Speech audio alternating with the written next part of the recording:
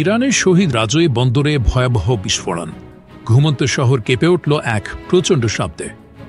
বন্দর আব্বাসের রাজৌরি বন্দরে ঘটে গেল মর্মান্তিক দুর্ঘটনা। এখন পর্যন্ত মারা গেছেন ৮ জন, আহত ৭৫০ জনেরও বেশি।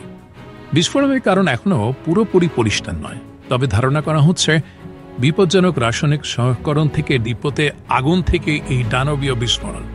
ফুটেজে দেখা গেছে ঘন কালো ধোঁয়ায় ছেয়ে গেছে আকাশ, কন্টেইনারগুলো দাউদাউ করে জ্বলছে।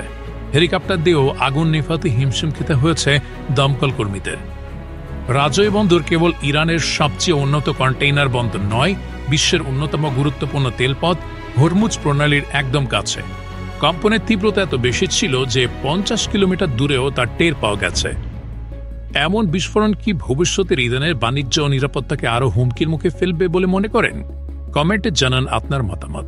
আর এমন আপডেট পেতে সাবস্ক্রাইব করুন আমাদের ইউটিউব চ্যানেলে।